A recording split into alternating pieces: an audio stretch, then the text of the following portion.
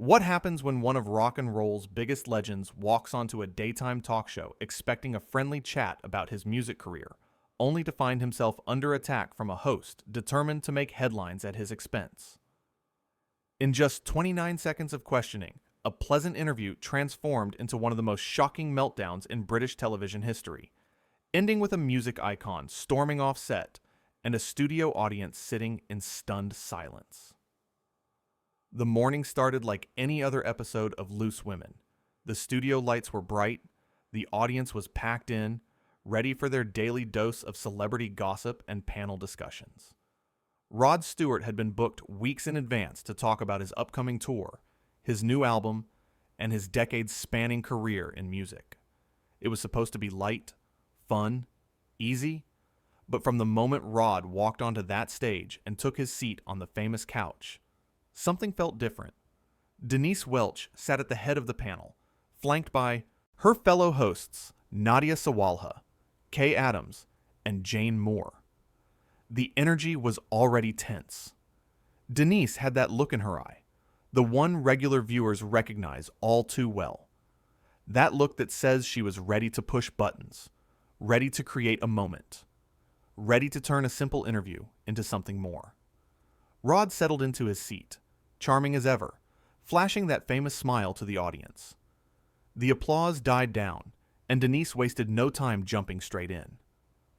"Rod, welcome to the show," Denise began, her voice dripping with a tone that was anything but welcoming. "Before we talk about your music, I think we need to address the elephant in the room. Your personal life has been, let's say, colorful over the years. Multiple marriages, multiple families. Do you ever feel like you've set a bad example?" The audience went quiet. This was not the softball question anyone expected. Rod's smile faltered for just a second before he composed himself. "Well, Denise, I think my personal life is exactly that." "Personal," Rod replied, keeping his voice steady. "I'm here to talk about music, which is what I was told this interview would be about."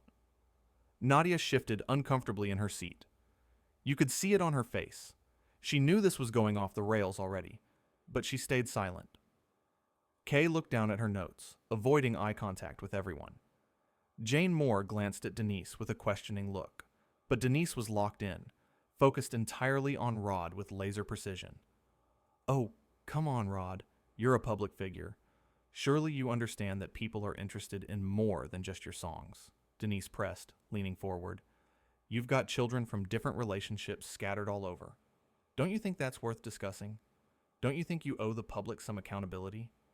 I mean, 8 children, Rod. 8. With 5 different women. That's quite a legacy you've built there." The audience shifted uncomfortably in their seats. This was getting worse by the second. Even some of the camera operators were exchanging glances, clearly uncomfortable with where this was heading. "Legacy?" Rod said, his voice tight with controlled anger. "My children are not a legacy, Denise. They're people. They're my family. And I don't appreciate you talking about them like they're some kind of scandal or tabloid headline." Denise leaned back, a slight smirk playing at the corners of her mouth. She was enjoying getting under his skin. "I'm not making them a scandal, Rod. I'm simply pointing out facts. Facts that are publicly available. Facts that you yourself have never shied away from in the past. So why the defensiveness now?" Rod's jaw tightened. The audience could sense the temperature in the room rising. This was no longer a friendly morning chat show. This was an interrogation, and everyone watching could feel it getting more and more uncomfortable by the second. "Accountability?" Rod repeated, his voice growing firmer. "Accountability for what? Exactly? For falling in love? For having a family? For being human? I'm very proud of all my children, and they all know they're loved. Every single one of them." What exactly are you trying to get at here, Denise? Because it seems like you've got some kind of agenda that has nothing to do with my music. The words hung in the air. Denise's expression hardened. She didn't like being challenged, especially not on her own show, in front of her own audience. Denise sat back in her chair, that smug expression spreading across her face. She had him on the defensive, and she knew it. She was enjoying this. The power dynamic, the control, the ability to make a global superstar squirm on live television. I'm just saying, Rod, some people might look at your history and think it shows a pattern. A pattern of not taking responsibility, of moving on when things get difficult, of leaving chaos in your wake. That's all, Denise said, her words calculated, designed to wound. I mean, you have to admit, it's quite a track record. Most people struggle to make one marriage work. You've been through 3, and that's not even counting the other relationships in between. The other panelists looked mortified. This had gone way beyond tough questioning. This was personal. This was cruel. Nadia finally spoke up, trying to diffuse the situation. Her voice was gentle, almost pleading. I think what's important is that Rod has been very open about his love for all his children. He's talked about this before in other interviews. He's always been honest about his relationships. Maybe we could talk about the new album? I heard there's a beautiful ballad on there. Something you wrote for your family, right, Rod? She was throwing him a lifeline, trying to steer the conversation back to safer ground. But Denise wasn't having it. She cut Nadia off with a wave of her hand, not even bothering to hide her annoyance at the interruption. We'll get to the album, Nadia, but I think this is important. Rod came on this show, and our viewers deserve honesty. They deserve to hear him address these things, Denise insisted, turning back to Rod. So, Rod, let me ask you this. Do you ever regret the choices you've made? Do you ever look back and think, maybe I should have done things differently? Rod took a deep breath. You could see him trying to maintain his composure, trying to stay professional. But his hands were gripping the arms of the chair now. His knuckles were turning white. The audience watched, captivated by the unfolding drama, unable to look away from this train wreck happening right in front of them. Everyone has regrets, Denise. That's part of being human. That's part of living a full life. But I don't regret loving people. I don't regret my children. I don't regret trying to find happiness. And I certainly don't think I need to sit here and be judged by you or anyone else for living my life, for making choices that were right for me at the time, Rod said, his voice growing stronger with each word. I came here in good faith, to have a conversation about music, about my career, about the things I've created. But you seem more interested in attacking my character, in digging up old wounds, in trying to make me feel ashamed of my life. Attacking? Denise scoffed, actually laughing. The sound was harsh, mocking, completely devoid of warmth. Oh, Rod, don't be so dramatic. I'm asking you questions. Simple questions. That's what we do here. That's what this show is about. Real conversations with real people about real life. If you can't handle a few tough questions, if you can't defend your own choices, maybe you shouldn't be doing interviews. Maybe you should stick to singing your songs and let other people talk about the difficult stuff. The condescension in her voice was palpable. The audience murmured again, louder this time. Some people were shaking their heads in disbelief. This wasn't tough questioning. This was something else. Entirely. That was the moment things really escalated.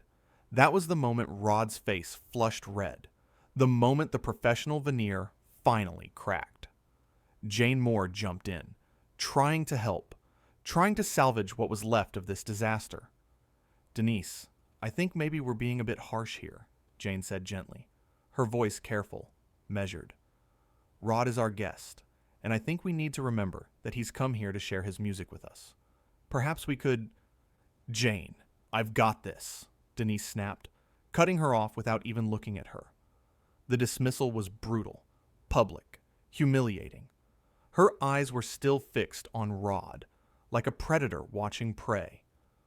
Rod, you've built a career on being this rock and roll bad boy, this ladies' man.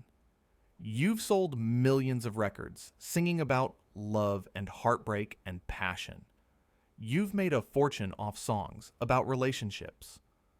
But when someone actually asks you about your real relationships, about the reality behind the songs, you get defensive. You hide behind this outrage. Don't you see the irony in that? Don't you see the hypocrisy? Rod stood up.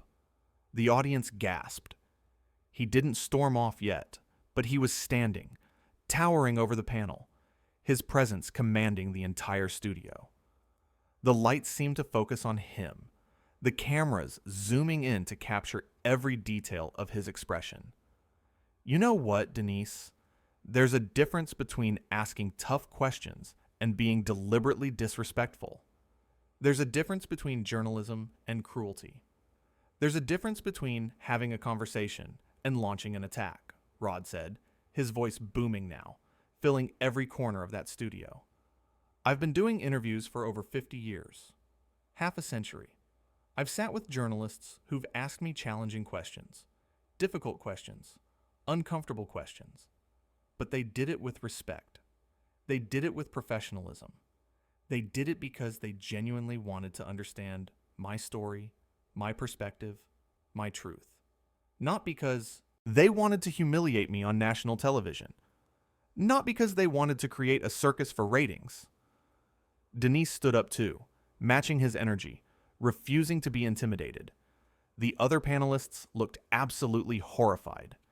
This had spiraled completely out of control. Kay's mouth was hanging open, her expression one of pure shock. Nadia looked like she wanted to disappear into her chair, to be anywhere but on that stage. Jane was gripping her cards so tightly they were starting to crumple in her hands, the edges bending and creasing. Humiliate you? Denise shot back, her voice sharp, cutting.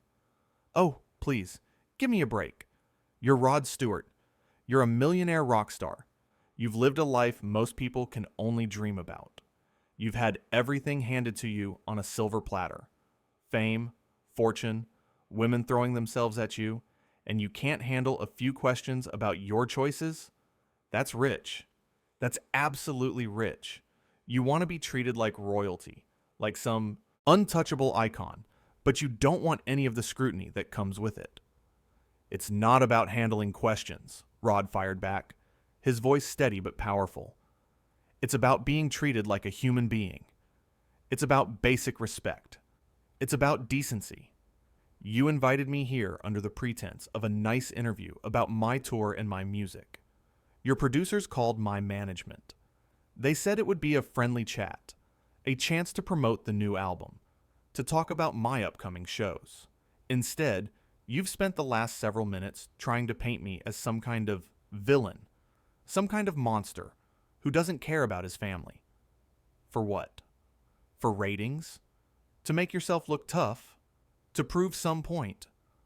What exactly are you trying to accomplish here, Denise? The audience was completely silent now. You could have heard a pin drop. Some people were leaning forward in their seats, hanging on every word.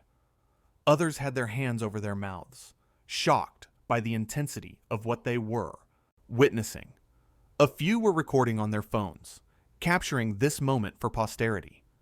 This was car crash television, and nobody could look away. This was history being made, and everyone in that studio knew it. Denise crossed her arms, her face hardening into a mask of defiance. I'm doing my job, Rod. That's what this is. My job. I'm asking the questions our viewers want answered. I'm holding people accountable. I'm not here to kiss your feet and tell you how wonderful you are. We've got plenty of shows that do that. This show is different. We ask real questions here. We have real conversations. If you have a problem with that, if you can't handle that level of honesty, then maybe you're in the wrong place. Maybe you should go back to doing puff piece interviews where nobody challenges you on anything. Nadia tried one more time to intervene. Her voice was shaking now, trembling with stress. Maybe we should take a quick break, she suggested, looking desperately at the producers, off camera. Let everyone cool down for a moment. We can regroup, refocus, and come back with a fresh start. But neither Rod nor Denise were listening. They were locked in this battle now, both refusing to back down, both convinced they were right. The tension between them was electric, dangerous, volatile. "Your viewers," Rod said, gesturing dramatically to the audience, his arm sweeping across the studio. "Look at them, Denise. Really look at them. They're uncomfortable. They're shocked. They're embarrassed for you. They came here for entertainment, for a pleasant morning show, not to watch you bully a guest. This isn't journalism. This isn't even good television. This is just mean. This is just cruel. This is you showing the worst parts of yourself on live television." "Oh, now I'm a bully?" Denise laughed again, but it was bitter, mocking, completely lacking in genuine amusement. "That's classic. That's absolutely classic. A man who's been married 3 times, who has 8 children with 5 different women, who's left a trail of broken relationships behind him, is calling me a bully because I dared to ask him about it. Because I dared to point out the obvious. Do you hear yourself, Rod? Do you have any self-awareness at all? You live this life. You make these choices. You create these situations. And then you act shocked when someone asks you to explain yourself. That's not how this works. That's not how any of this works." The venom in her words was unmistakable. This had stopped being about the interview a long time ago. This had become personal for Denise. She was defending herself now, justifying her actions, doubling down on her approach, even as it was clearly failing spectacularly. Rod shook his head slowly. "You just don't get it, do you? Those are my children you're talking about. Real people with real feelings. And you're using them as ammunition to try and score points in some twisted game. That's low, Denise. Even for you." Kay finally found her voice, speaking up quietly. "Rod, I think what Denise is trying to say is—" "I know exactly what Denise is trying to say," Rod interrupted, his eyes never leaving Denise's face. "She's trying to make me look bad to make herself look good. She's trying to create a viral moment." "Well, congratulations, Denise. You got your moment. I hope it was worth it." Denise's expression shifted. For just a second, there was a flicker of something. Maybe doubt. Maybe realization that she'd pushed too far. But it was gone as quickly as it appeared, replaced by defiance. "If you can't stand the heat, Rod, get out of the kitchen," Denise said coldly. "This is live television. Things get real. If you don't like it, there's the door." Rod looked at her for a long moment. Then he looked at the other panelists. Nadia looked apologetic. Jane looked embarrassed. Kay looked shocked. Then he looked at the audience. Some of them were nodding at him, showing support. Others just looked stunned. "You know what? You're absolutely right," Rod said finally, his voice calm now, eerily calm. "There is the door, and I'm going to walk right through it, because I don't need to sit here and be disrespected like this. I've earned too much in my career, worked too hard, to let someone treat me this way." He started to remove his microphone pack from his belt. The technical crew in the studio scrambled, unsure what to do. Producers were shouting into headsets. The floor manager was making frantic hand gestures. But Rod was done. "Rod, wait," Jane said, standing up now. "Please don't go. We can move on. We can talk about the album." But Rod just smiled at her, a sad, tired smile. "Jane, you seem lovely. And Nadia, Kay, you both seem like decent people. But I can't stay here. Not after this. I have too much respect for myself." Denise remained standing, arms still crossed, that defiant look still on her face. "Fine. Leave then. But don't think for a second that you're the victim here. Rod, you came on this show knowing what kind of program this is. We ask real questions here. We don't do puff pieces." Rod turned to face her one last time. "Real questions? Denise, there's a difference between real questions and real cruelty. You crossed that line today, and I genuinely feel sorry for you, because you clearly don't even realize it." He handed his microphone pack to a nearby sound technician and started walking toward the edge of the stage. The audience didn't know whether to clap or stay silent. A few people started to applaud, supporting his decision to leave, but most just watched in absolute shock. Denise called after him, her voice rising. "This is what you do, isn't it, Rod? When things get uncomfortable, you just walk away." "That's the pattern I was talking about." Rod stopped. For a moment, everyone thought he might turn around, might come back and continue the argument. But instead, he just shook his head without looking back. "Goodbye, Denise," he said, quietly, but the microphone still picked it up. "I hope whatever you were trying to prove today was worth it." And then he walked off. Just like that. One of the biggest stars in music history, walking off a live television show because the host had pushed him too far. The camera stayed on Denise, who was still standing there, trying to maintain her composure, but clearly rattled by what had just happened. Nadia looked like she was about to cry. Kay sat frozen in her chair. Jane was staring at Denise with an expression that was hard to read. Disappointment, maybe. Or anger. The audience started to murmur, conversations breaking out across the studio. Some people were shaking their heads. Others were talking animatedly to whoever was sitting next to them. The energy in the room had completely shifted. Denise sat back down slowly, trying to regain control of the show.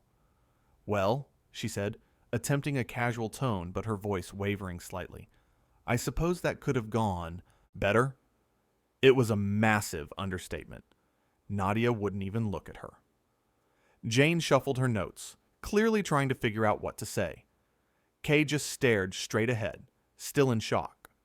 "We need to go to a commercial break," a producer's voice crackled through their earpieces, panic evident even through the tiny speakers. Denise nodded. "Right. Yes. We'll be right back after this break," she managed to say to the camera, but her usual confidence was gone. She looked shaken, caught off guard by Rod's decision to actually leave. As soon as the cameras cut, chaos erupted in the studio. Producers rushed onto the set. The other panelists immediately stood up and walked away from Denise without a word. The audience was buzzing with conversation, people pulling out their phones, already sharing what they'd just witnessed. Denise sat alone at the desk, the weight of what had just happened beginning to sink in. She'd wanted a moment. She'd wanted to create something memorable. But she hadn't expected this. She hadn't expected Rod Stewart to actually stand up for himself and walk out. Meanwhile, backstage, Rod was already in his dressing room, gathering his things. Members of the production crew approached him, trying to convince him to come back, to finish the interview, but he politely declined each time. "I appreciate you all," he told them, "but I'm not going back out there." That woman made it very clear that she had no interest in having a respectful conversation. "I won't put myself through any more of that." His management team arrived, having been alerted to the situation. They were concerned, asking if he was okay, if there was anything they could do. Rod just wanted to leave. He wanted to get out of that building and away from the whole situation. Back in the studio, the show had to continue. They returned from commercial break, but the energy was completely different. Denise tried to move forward with the rest of the scheduled segments, but her co-hosts were giving her the cold shoulder. Every smile was forced. Every laugh was hollow. The remaining segments felt awkward and strained. Whenever Denise tried to make eye contact with the others, they looked away. The audience could feel it too. The usual warmth and camaraderie that made loose women popular was gone, replaced by an uncomfortable tension that hung over everything. Nadia kept checking her phone under the desk, likely seeing the reactions pouring in on social media. Kay barely spoke, unless directly asked a question. Jane participated in the discussions, but with noticeably less enthusiasm than usual, her responses short and clipped. What should have been a triumphant interview, a ratings winner with a legendary rock star, had turned into a disaster.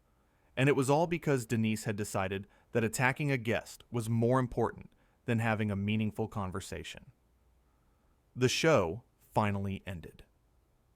As soon as the cameras stopped rolling, the other panelists, immediately got up and left the set without saying a word to Denise. No goodbye, no debrief, nothing. Just silence and departure. Denise sat there alone again, surrounded by crew members breaking down the set, the reality of what she'd done finally hitting her. She'd humiliated a beloved music icon on live television. She'd made her co-hosts uncomfortable. She'd turned what should have been a pleasant interview into a confrontation that ended with the guest walking out. The studio audience filed out, still talking amongst themselves about what they'd witnessed.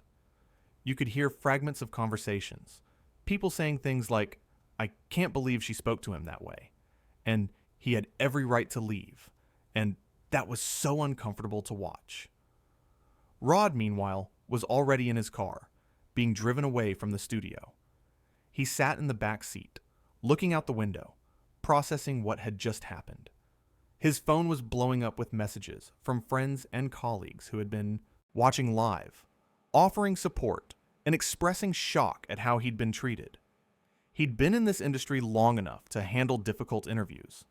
He'd faced tough journalists, hostile critics, invasive paparazzi. But what Denise had done felt different. It felt personal. It felt like she'd used his family, his children, as weapons to try and create drama. And he wasn't going to stand for it. So he'd made the choice that felt right in the moment. He'd stood up, quite literally, for himself and his dignity. He'd walked away from a situation that was clearly not going to improve, that was only going to get more toxic and more disrespectful. It wasn't about being unable to handle tough questions. It was about being treated with basic human decency. And when that line was crossed, Rod Stewart made the decision that he wouldn't compromise his self-respect for anyone's television show. The episode would go down in television history.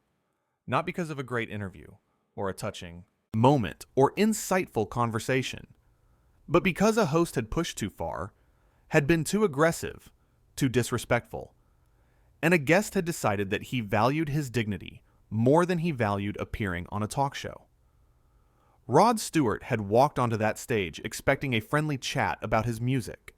Instead, he'd found himself defending his life choices against a host who seemed determined to paint him in the worst possible light. And when given the choice between sitting there and taking it, or standing up and leaving, he chose the latter.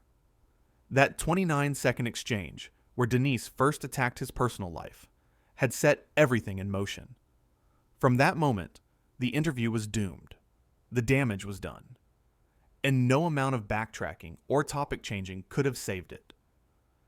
Because once you've made it clear that you don't respect your guest, once you've shown that you're more interested in creating controversy than having a genuine conversation, there's no coming back from that. The trust is broken. The dynamic is poisoned.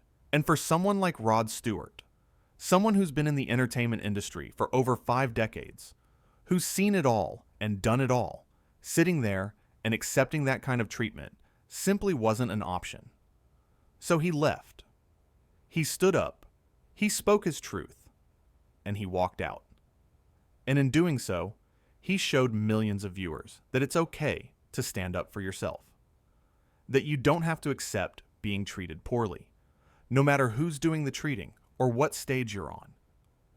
That your dignity and self-respect matter more than any television appearance. The confrontation between Rod Stewart and Denise Welch became a defining moment. Not because of what was supposed to happen, but because of what actually did. A pleasant interview turned into a hostile confrontation. A friendly chat turned into a public argument.